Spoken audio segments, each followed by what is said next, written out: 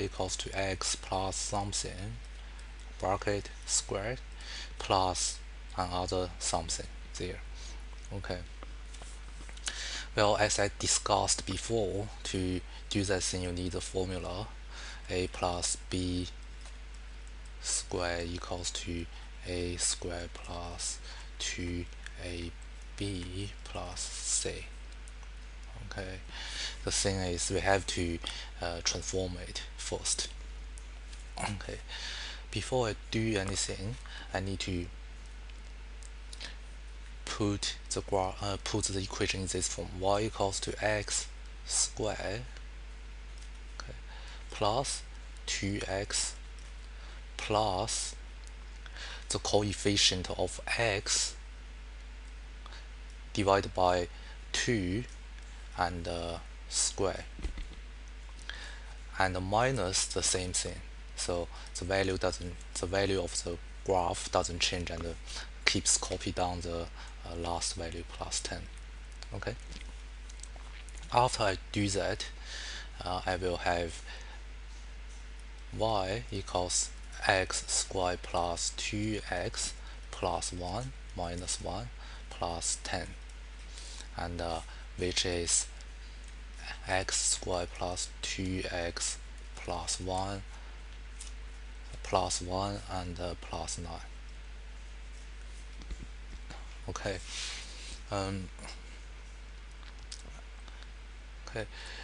Okay, and the next step is to use this formula.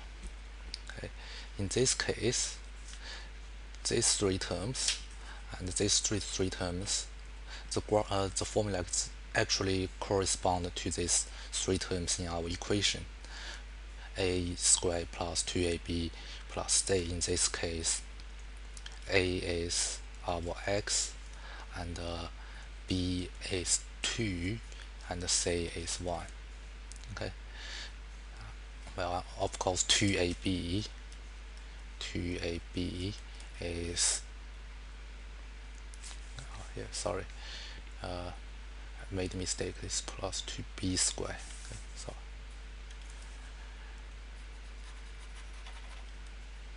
okay, so a is x, b is 1.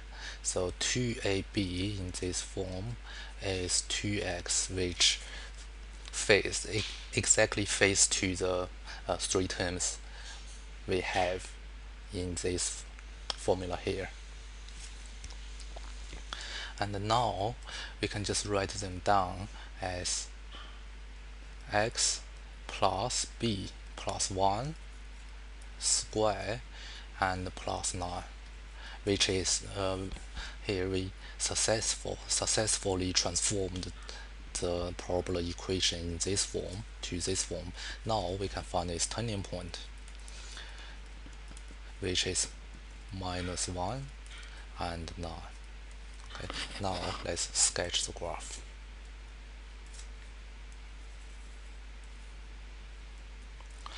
The turning point is minus 1 and 9, somewhere around there, and the parabola goes up, so something like this. Okay, in this equation we don't have any x-intercept, so I just write down no x-intercept, but we have a one y-intercept, okay, which is when x equal to 0, y will be 10. Okay, so will be 10 there, and the turning point is minus 1 and 9, and we have to label the graph. Always remember to do that. And the domain. Okay, this is how we solve this kind of question.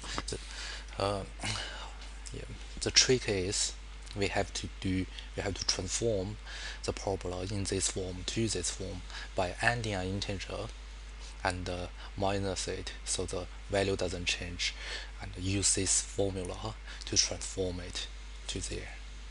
Okay. I do another example here.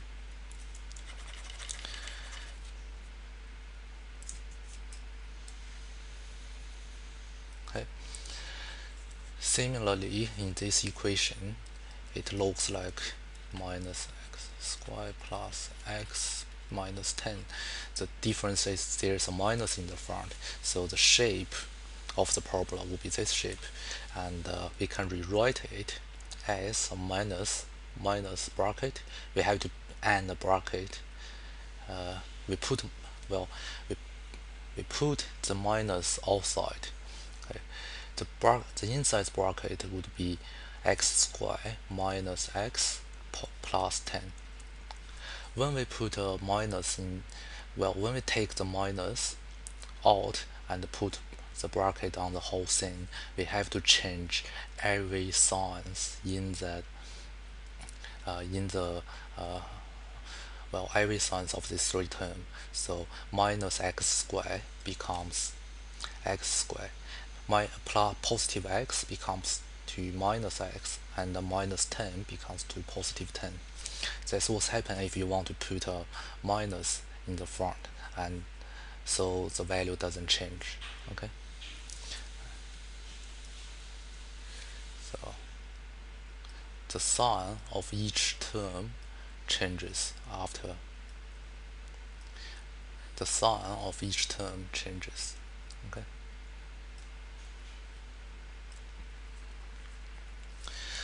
Okay. Once we did that, uh, we have to once we did this, we have to do the same thing, transform it. So in this case, y equals to minus bracket x squared minus x plus bracket minus the coefficient of x divided by 2, which is minus 1 divided by 2 square. We have to plus this number and minus this number, the coefficient of x divided by 2 and square, and minus 10. Okay, it will be something like this.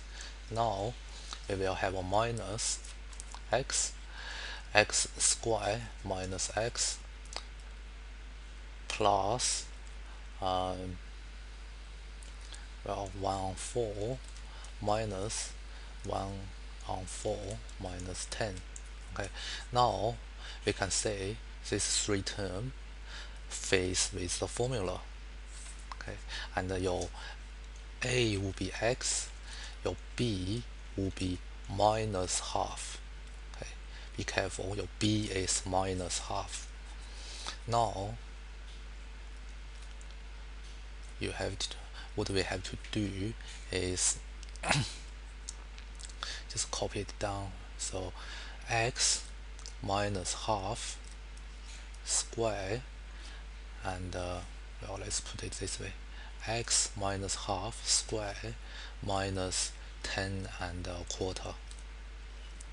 Okay, oh sorry, this is positive, so it's 9 and 3/4.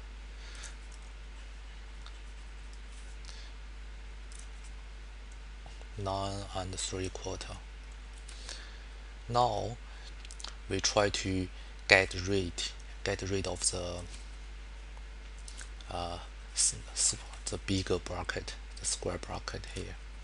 Okay, we try to get rid of the bracket, so we have minus x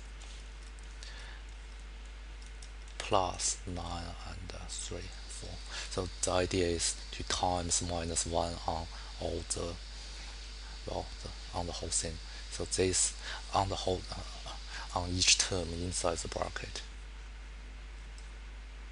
Okay, so this term we times by we times minus 1, and this term we times minus 1. Okay, we times by minus 1, and we have the sign changes. We have a minus sign here and a positive sign at the end.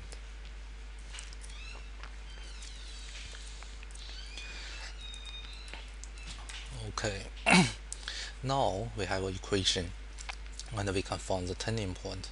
The turning point is well, that's what we previously discussed. Make whatever in the bracket equal to 0, and we left with x minus half equal to 0, so your x is half. Okay, so x coordinate of the turning point is half, and the y coordinate of the turning point, yeah, sorry, it's positive there. Sorry, I made a mistake in the previous calculation, so it's a minus sign there. So it's 10 minus 1/4, so we have 9.5 quarter, and after we times minus 1, the sign changes to a minus. So the turning point is minus 9.75. Okay, and in here we have to draw the graph.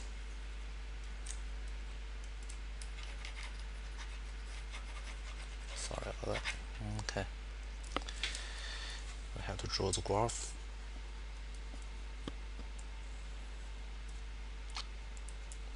That's x, that's y. Turning point is half and minus 9.75, half minus 9.75. Okay, and the line looks like this. There is no x-intercept, so we don't have to find any x-intercept, but one y-intercept. So when x equal to 0, y will be minus 10. Simple to find out looking at not this formula, but this formula, because when x is 0, the y-intercept is 10. Okay, and we label the graph y equals to minus x squared plus x minus 10. The domain is x belongs to R. Okay,